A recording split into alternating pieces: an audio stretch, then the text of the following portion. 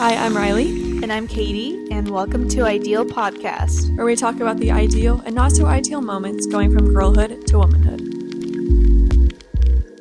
We are back with another episode, and it's been a long break. That's why I almost don't feel like myself right now. No, I think the longest we've taken was during finals or something. So, yeah, it's been a little while. You've been busy doing new things.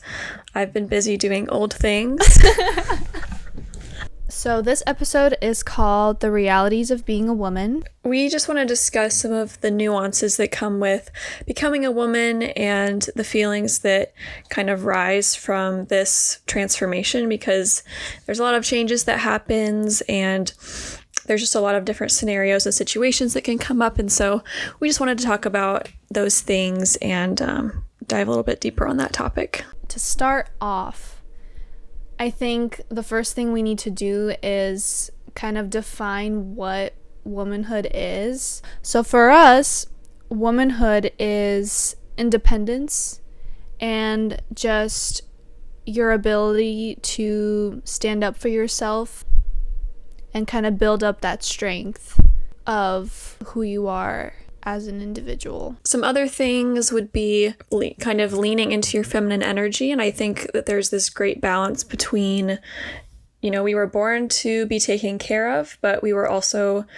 born to take care of others. So I think that there's just this perfect balance of that when it comes to being a woman. And also just in girlhood and womanhood in general, there's this great camaraderie of just being there for your friends. And I think that's a huge part of it too. I think one of the most interesting kind of moments that you experience as a woman is that transition from girlhood to womanhood. And when Riley and I were planning this out, it was really fun to look back and kind of remember when did this transition happen for me? And as crazy as it sounds, I think I truly felt like I stepped into womanhood and became a woman was when I moved to college 2 years ago. Something about going through this big transition, it caused me to make very big decisions that were very important. And I think, like I said, that independence is what really pushed me into realize that, okay, I'm an adult, I'm a woman, I'm not a little girl anymore. And so after years of living in the comfort of my family and just things that felt familiar to me, I finally had to jump out of my safe, warm nest. I really like this analogy where when we're still young girls, we're kind of these little baby birds that are protected in their nest, but then there comes a moment where you have to learn how to fly and jump out of the nest. And in order to fly, you have to make that jump. And so that's kind of how I felt when I stepped into my womanhood, where it was all these new experiences all at once. It felt uncomfortable, but it slowly made me into the woman that I am today. I think there's a lot to say about when you officially move out of your house.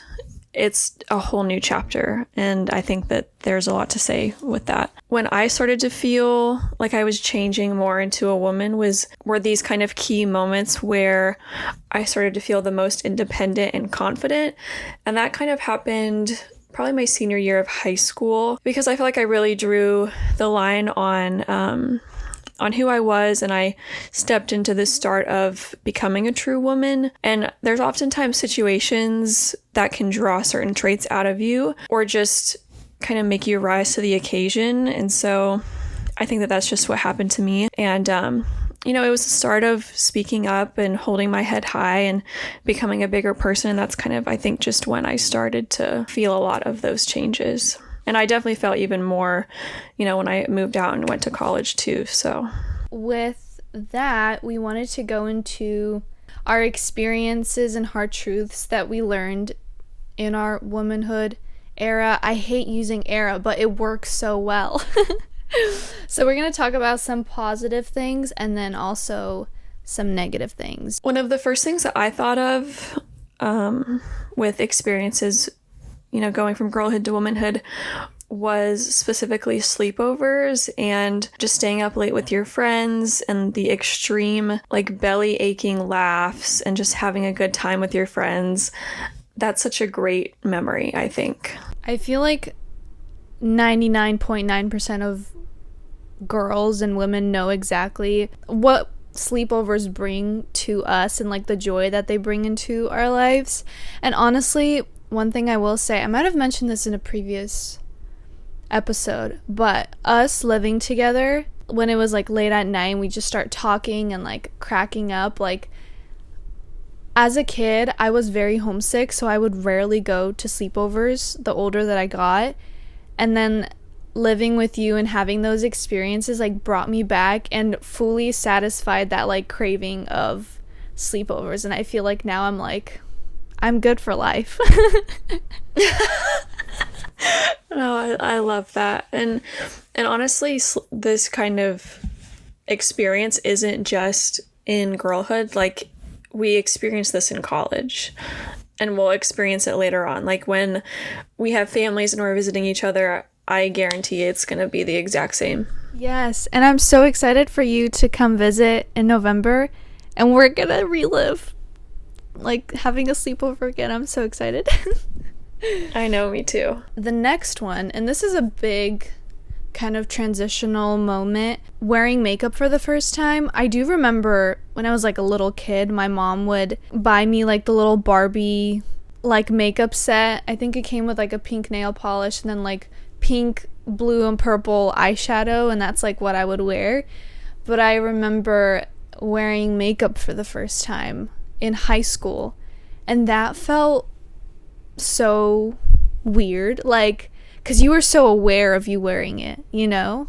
I'm remembering the very first time that I wore makeup. I remember this like it was yesterday. I had this like nude shimmery palette from like one of my mom's friends. She had given it to me, and I was in 5th grade, and I had put a nude shade on my eyelids.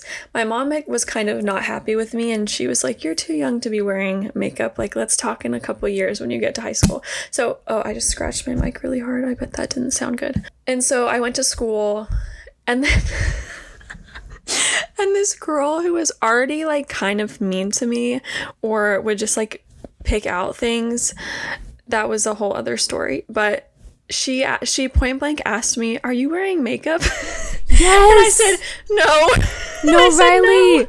I literally had the same experience. This wasn't like a bully, but this was one of my like close friends, and she was like, "Are you wearing makeup?" And I was like, "Why do I feel like I'm like committing a crime right now? It feels so wrong." I got so self-conscious and literally lied, and I was like, "No, I'm not wearing any." And she was like, "Oh, well, it looks like you are." No. Oh my goodness, I didn't know other people experience this. Same with like wearing makeup for the first time. Finding your sense of style and like wearing cute clothes is also part of that transitional journey. Like, for the longest time, we would wear like pink t-shirts with little animals on them, and now all of a sudden we want to go to Justice and get like bedazzled tank tops that are Yes. neon pink. I don't know, and I think it's really cool. Like, you look at different women and you see all their different styles, and I think that's one beautiful thing about womanhood, is that we all have our own unique styles, and finding that kind of boldness to be who we want to be and like dress up how we want to. I think it's very beautiful and very special. And I definitely take after how my mom used to dress. I mean, she lived in New York and LA, and it's kind of weird to think about how my mom was kind of like, at least clothes-wise, like a very Sex and the City character. And she's kept a lot of her clothes, and, I used to try on her stuff all the time, and my style has definitely kind of evolved from that, because I now wear like half of my wardrobe is, her old vintage clothes, which I think is so cool. Side note, Riley is literally gonna wear her mom's dress to my wedding as a bridesmaid. That is like so cool. And the dress is I'm so excited. It's still like, when I saw it, I was like, this is something that people wear nowadays. You could see that it's so timeless. It's clearly like so vintage and timeless that nowadays like people are wearing that too. So I think that's really cool. So, girl code and unwritten rules that you just know. There are so many things that, we could get into about, when you're a girl and you have girlfriends. And there are just very specific things where, on one side, you can look at a girl and almost just know certain things, like either not necessarily like what they're thinking, but like if you see their face, it's almost like silent communication. I think that's the best way that I can explain it without like trying to rack my brain for details and specifics. But just, silent communication, and then also, specific rules. I think one of the most notorious stereotypical girl code rule is like, you don't date your friend's ex-boyfriend. But there's like hundreds that are just subconscious to being a girl, I feel like, And there's just so many, like being in a group and just having your friends back, and I don't know, there's just so many different things. Another positive aspect to womanhood is friendships. This might be unpopular, but I think it's a pretty popular opinion. Female friendships, if healthy, are better than male friendships. And I say that because although I'm sure some guys have great friendships, what I have seen, girl friendships are more meaningful, more deep. I feel like with us girls, we just get so invested into each other, and like if something is going on in our girlfriend's life, we are gonna be there. We're gonna hold her hand when she cries and like just help her out in any way we can, and then celebrate with her when something is going, like something exciting happened. But girl friendships are good unless they are not healthy, because if they're not healthy, I'd rather be a guy and be friends with guys. Yeah, that's so true, actually. The next one is just like taking photos and getting ready. That was probably one of my favorite things about just like having roommates is, like when we would get ready before an episode or to take photos, and it was just so much fun because you're honestly just not thinking about anything else but like being with the person that you're next to, and it's just really a lot of fun. No, literally, I always think back to, so the room that Riley and I stayed in, we had white walls and one of them was completely blank. That's the one that we would record our episodes on, and we would take so many pictures on that wall, and it was just the most fun thing. Like 2 of our photo shoots that we did for the podcast are all taken there, and it was amazing lighting, and it was just so fun to get ready together and then like just mess around with pictures. Like we got in the car, we drove up the hill that we lived on and like took pictures on the side of the road for like 20 minutes and then went home, and it was just so fun. And now we can look back and just have cute pictures and laugh at the memories that we made with that. For the negatives, one, you wrote this, but I could say it if you want. One universal thing that I feel like every girl has experienced, and I want to know if there are girls out there who haven't experienced this, because if that's true, that's insane. But bleeding through your pants at school. It's kind of terrible. And something else that kind of goes in the same note on that, I ripped my pants at school more than I bled through my pants. There were 3 instances where I ripped the butt of my jeans. Stop. I don't know what it was. And what's so funny is it's just like the first time was embarrassing because I was like, oh, this sucks. But then after that, it was just almost comedic. And I just, after that, the skinny jeans were over for me. I was like, I'm never wearing skinny jeans again. They went out of style anyway, so it didn't matter.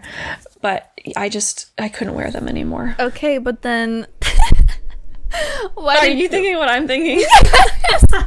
That's literally what I was laughing at, and I wasn't sure if I should say it or not.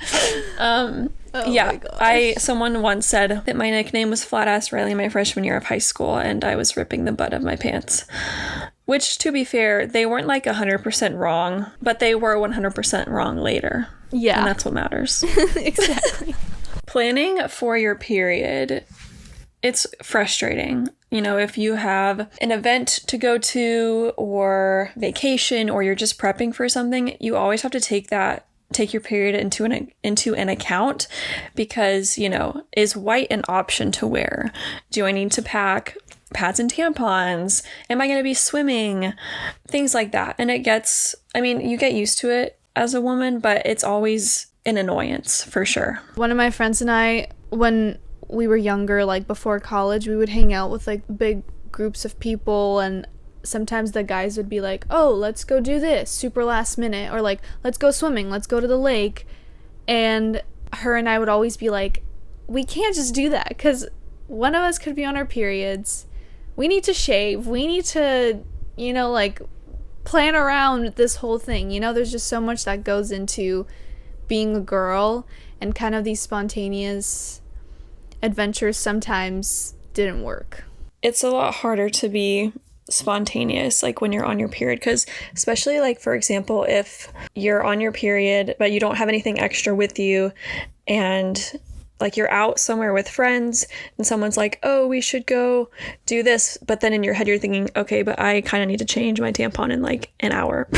Yeah, literally. So toxic shock syndrome will be no guest in this house. Yeah, no, we're not risking anything. People talking about your body, whether you're skinny shaming, fat shaming, both are bad. I've definitely experienced it on the skinny shaming side, and it sucks. And I think, I mean, even with guys, you can be like, people can comment on a guy's body, and that can be, you know, difficult.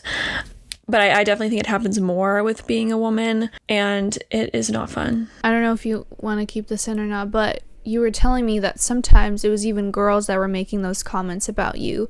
And that completely, it does not make sense in my head.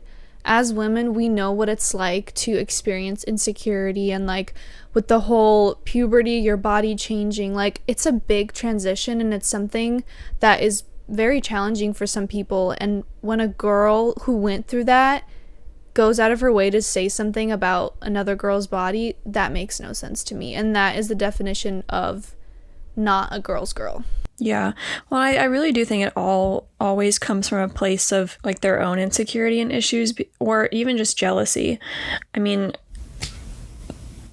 the moment that I'm thinking of that I told you about was like my younger years of high school, and getting made fun of because I had a thigh gap, or they were just saying that like, you know, I was so skinny and blah, blah, blah, blah, or I was a twig and things like that. And then years later, having a thigh gap is like trendy.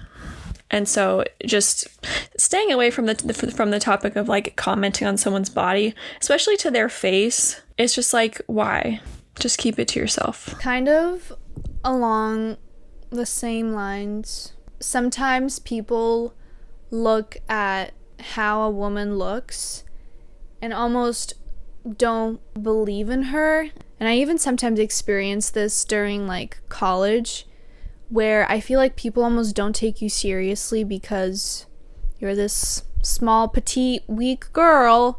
Like internally, I am this like fierce lion. Like I will attack, I will get what I want, but physically I don't look that way, you know? And so I feel like sometimes I just wasn't taken seriously. Looks like a cinnamon roll, but could kill. Yes. That is so true. And it definitely can be more prevalent in certain areas, whether it's like college or career or things like that. And so, yeah, I completely understand that. And it's more as a society, we've gotten a little bit less. But I think in certain areas, we've backtracked a little bit. But that's a whole other topic of conversation. So, well, actually, did you see the reel that I just sent you? It was from the Form podcast. I sent it like right before we started recording. So they were interviewing someone, and they were talking about how in business and like starting your own business, sometimes, you know, you meet with these entrepreneurs and business owners, and it's like you sit down and they're like, how much revenue are you making? Like money talk, blah, blah, blah, all of that. And then they said something about just like, even in business, we as women can step into our feminine energy and be like, I'm doing this because it's my passion, because I love it. And I loved that whole aspect. Like that's kind of how I view our podcast. For us, it's such a big Like, it's literally a passion project. It's something that we love doing, despite maybe not necessarily seeing the numbers that we want to see, and views and likes and comments and all of that. And so that's one thing that I guess we could say is a positive thing about womanhood, is like women view certain things from a more positive perspective, rather than like, how much money are we making and how many views are we getting and blah blah blah. So I just wanted to add that in, because I love that. You need to watch that reel. Yeah, that's really awesome. I love that. I love that you said that. Girl competition, mean girls, and girl drama. I feel like so many of our episodes circle back to this because it's so prevalent in just everyday life and what we experience. It's just a part of it. And I don't know why there's this inherent, like with some people, this feeling that you just have to be in competition. I mean, we kind of go into a little bit of it in our other episode called Girl Competition. So if you're interested, go listen to that one. Yeah, it's just a part of it that really sucks because it's inevitable. You just basically have to focus on yourself and not do that because other people are going to do it, whether you do it or not. And so what matters is you not feeding into that. Yeah, and what's interesting is we as girls were created the same way, you know, like who we are as like physical beings, like we're created the same way, yet some girls choose to feed into girl competition and others choose to refrain from that completely. I honestly don't understand how that works. Like, why are some girls strong enough to realize that, hey, this is not going to do any good, you know, to me or to the people around me. And what's even more sad is, like, when I talk to some of my friends, I find that girl competition usually stems from friendships. Like, it's never like some stranger competing with you. It's always someone really close to you who ends up getting jealous and then just ruining a friendship. And I've heard so many of my friends say that they've gone through that. I've gone through that. And it's like, why? One of my favorite things to talk about is self-awareness. And that word in itself just like scratches something in my brain for some reason. And I think it all comes down to just being self-aware. And if you're not self-aware, you're just gonna keep doing it and think that you're not the one doing it, actually. Another kind of more negative side of womanhood is hormonal changes and the feelings that you get with hormones and trying to learn that and learn yourself. I was telling you this, I think only this past year I learned about the entire cycle of a woman. For the longest time, I had no idea why I felt so emotional during certain times of the month, and now it all makes sense. But like, as a young girl, you feel insane for feeling the way that you feel.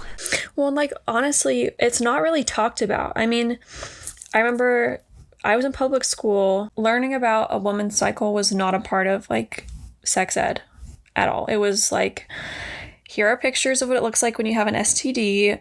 Don't get an STD. Like, it wasn't anything educational of, you know, maybe it would be helpful if men and women learned about not just, you know, a woman has a period, but what the difference is between a uterine cycle versus an ovarian cycle. Like, there's so many different things to it that are just not talked about unless you're just somehow curious and you know, do your own research. Men being naive to the struggles. And the struggles could be anything from feeling super emotional one day to the pains of having a period to labor, like to anything. They just don't get it. And even if they try to understand it and they like know the facts and stuff, they don't understand because they haven't been through it. And that can sometimes be challenging, especially if a guy just like doesn't care, or like if a boyfriend doesn't care to be educated on it. It's just like, okay. Like, I never expected to have to do this, but like, when you've been together with someone for a very long time, you start to teach them kind of like, this is how I work. Like, during this time of my month, I might be an insane girl. I might cry from the smallest comment, but like, it's normal. I promise I'm not insane. Like, there's just things that you have to educate your significant other on. The next one is literally my biggest fear ever. The fear of being in danger in public and having to just be extra aware all the time, whether it's early in the morning or late at night. Like, as girls, we just have to be prepared. And like, literally last week I went to the movies, and like these two creepy guys started talking to us, and we instantly sensed that like something was off. We had to get in our car. Like, we were literally having such a good conversation, and they just killed the mood. We instantly had to get in the car, and like I had to drop them off by their car. Like, it sucks that like as a woman you have to go through that and constantly be on the lookout. Will actually keep me up at night if I am home alone or I'm sleeping by myself, like in a house alone. I think I will always be thinking about an escape plan, or how to survive. I've thought of a million scenarios of how to survive X. I mean, I guess it's good in a sense of like, I won't be surprised if something happens, and I'll know hopefully what to do at that point, but it's just kind of terrifying. Riley and I lived in a huge house with a bunch of people, and there were some times where a lot of the people who lived there would leave for like a few days or a week, and I felt uncomfortable when there was only maybe 3 or 4 of us there, and it was all girls. And also we had a door that led to the outside, and that always scared me, because I was like, if somebody comes in through that door, I don't know what to do. Yeah, and there were probably nights that it wasn't locked, but we won't think about that. Yeah. We like would forget to lock it. Luckily it's a safe place, so yeah. So the next thing that we'll talk about are the things that we would want to teach our future daughters in regards to this whole topic, and just things that we would want them to know. And the first thing for me was, fueling your body with nutrients always makes you feel better in comparison to fueling your body with junk. And there's such a wide spectrum of like what that even means, because there's foods that are labeled as healthy that are actually like worse than the junk alternative just because it has so much crap in it. And so I would just, want to encourage my daughter to make, healthy choices in a healthy way, and for it to stem from, feeling good on the inside. And that's kind of what matters. 100%. I went through so much confusion when it came to food and health when I was like, I think my freshman year. That's when it all started, where I was just like, what the heck? How do I do this? Everyone on social media is saying this, but that doesn't feel right. So 100%, I would love to start teaching my daughter from a young age that like, hey, this is the right way to do it. Yeah, absolutely. So one thing that I will 100% teach my daughter is that true friends will never intentionally hurt you or make you feel bad about yourself. And I think the second that a friend starts to do things that are hurting you is when you might have to consider stop being friends with them. I feel like I, growing up, was such a big people pleaser, and I always felt like they're hurting, like, oh, this friend is hurting me, that's okay, I'll just deal with it, and it's like it. And I 100% want to make sure that my daughter doesn't follow or walk in my footsteps, because I feel like it caused me to stay in friendships for way too long when they should have ended a long time ago. My next one would be that comparison never leads to good things. It always has to do with jealousy, insecurity, mean girls, all of that stuff. And honestly, what I would tell my daughter would be 2 sides of it. One, you never need to compare yourself to someone else, because number one, like, you never know what's going on with them. And also, the grass is not always greener, just like Chris Brown says. The grass ain't greener. And also, the other side of that too is, if someone is obviously comparing themselves to you because, they're either treating you in an ugly way and things like that, it's best to just not try to like configure why they're treating you that way, but to just rise above it, understand that their actions come from a place that is maybe not so nice inside, and just to kind of try to move forward. That's what I would say to my daughter.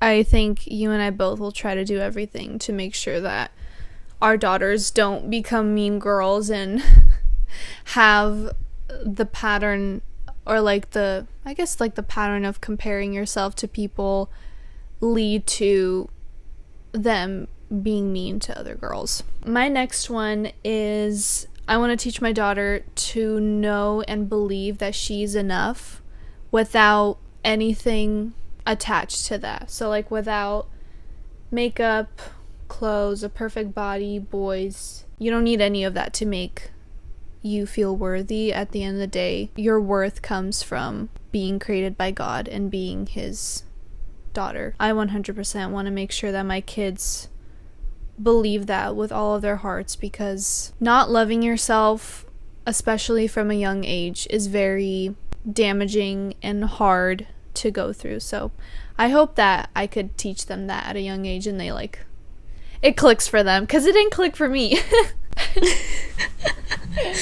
Yeah, no, definitely. It's hard, I think, to start out believing that, but it's something that you have to continually work on, even to this day. We have to sometimes remind ourselves of our value, and I think it's okay to have to remind yourself, but what matters is actually doing that.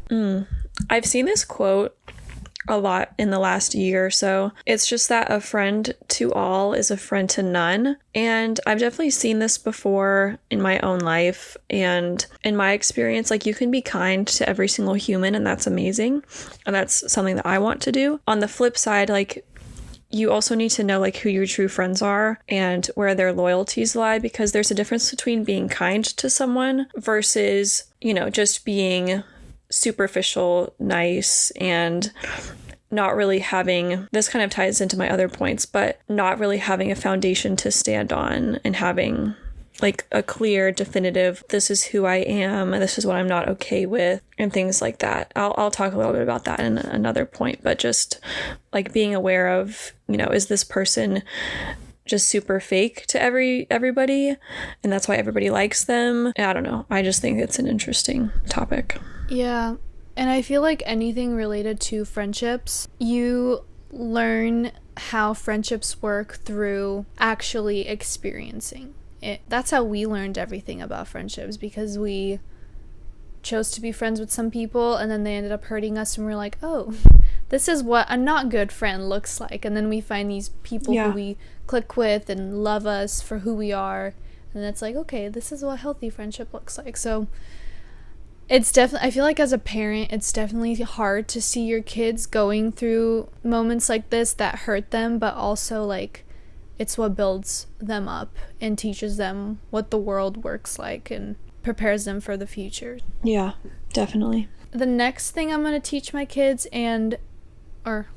daughter, and this is something that my mom always told me, and it's to protect your heart at all costs.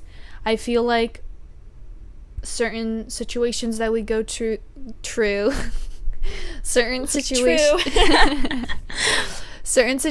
that we go through and people that we encounter, if it's negative experiences, they often tend to harden our hearts and change us as people. But I think no matter what we go through, we literally have to keep our heart safe and keeping your heart soft, because if you harden your heart, you start treating people differently.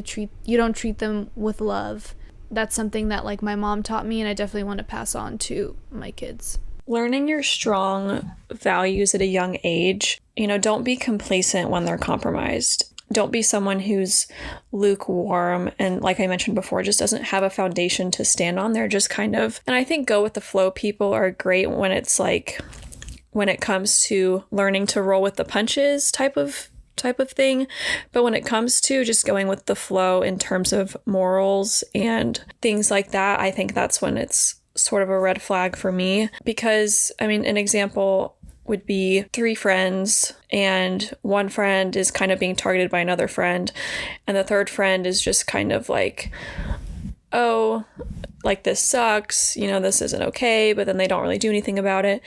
And they're still friends with everybody. And that doesn't mean that you have to choose and pick sides, but it just means that you have to be able to stand up to someone and say this isn't okay. And I think that's just where it comes from, of having a strong backbone and a strong spine, and just being able to hold your values close to your heart. And my favorite people are the ones with, strong values and opinions and are able to talk about it. Yes, I was literally wanting to say the same thing. Every single time this kind of topic comes up, I always think about politics and how there's some people who, there's two sides of people. Some who are not scared to talk about what they believe in and what they stand for, and then others who are willing to change who they are just to not be hated based on what they believe politically. Or I really appreciate people who are not afraid to kind of be themselves. There's also, when I say lukewarm, the people who just stay straight in the middle and choose to not have an opinion because it, quote unquote, doesn't really affect them. Those traits just really bother me, because at least have an opinion. Even if I think that your opinion is wrong, or vice versa, at least have an opinion, Stand by something. Don't just be the way that people are going to be listening to that and not watching me do that's going to be kind of embarrassing. My next one, it's kind of similar to what we were just talking about, but it's to not be afraid to be yourself. Whether that's your values, your beliefs, even your style. If you feel you are led to this kind of style or this kind of passion, go into that, dive deeper into it, and don't be afraid, even if it's not traditional. As long as you stick to who you are and are not afraid to be yourself, the right people will find you and love you for who you are. And I think a lot of the times, especially growing up when we're still trying to find our way in this world, we tend to fit into other people's molds just so we could fit in. But I think the true way to do it is take your own path, and eventually people who connect with you and appreciate who you are as a person will follow that path, and you'll take that path together. I'm using a lot of analogies for some reason today. No, it's great. I think it almost kind of goes into the point that I talked about, where a friend to all is a friend to none, because I just, in a million years, I would never want to be friends with someone who morphs themselves in every type of situation, and nobody actually knows who they truly are except for maybe their little friend group or whatever it is, or they had an experience with someone else and they learned their true colors or something like that. It just gives me bad vibes when someone can't be themselves and they just put on a facade. Well, also think about all those times, I feel you can relate to this, where you see a bunch of people really getting along with someone and liking them, but then when you meet them, you're instantly turned off and hold up, this is not my person. Yes. 100%. Still to this day, I don't understand how that works. But I was just gonna say that I don't know if it's naivety or if it's truly just that God has gifted certain people discernment. Maybe that's why some people can see through it and others can't. Or honestly, some people just truly have a benefit of the doubt, optimistic personality, where they're always, they think the best of everyone. And I think that can be really great. I've got amazing friends that have that type of personality. But I think with that comes, it's harder to kind of figure out, who's really being true and who's not. But I will say, for the one or two times that this has happened in my life with other people, very slowly, specific people figure out who that person truly is and has said, you were right about that person. So my last thing that I would say is it's okay to feel things very deeply, but just be intentional with who you share those feelings with. I'm someone that, whether I like to admit it or not, I feel things. I feel things very deeply, and sometimes to a point where I take stuff personally. I'm very emotional on the inside. I think that can be a strength and a weakness. You just have to, figure out how to use it and control it in a way to where you can use it as a strength. I used to not like that about myself and not be ashamed of it, but just like be really negative on myself when I did get really emotional about something. I learned that from different people telling me that, you know, it's a strength to feel things deeply, and that I've, you know, shown other people that being able to express your emotions and be really passionate and expressive is a beautiful thing. So that's what I would say. Oh my gosh, I honestly feel like every girl needs to hear that. Growing up also, and like still to this day, like even with this whole wedding planning process, I'm seeing emotions come out of me that I like I didn't think I would feel so emotional about something, but that's just how I react. Like there are definitely really beautiful things to feeling things deeply.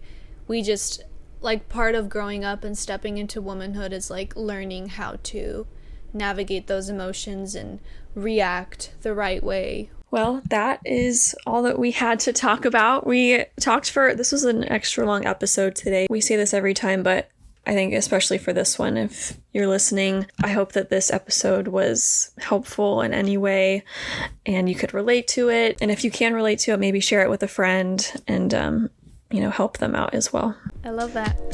Well, we'll see you next time. Bye. Bye.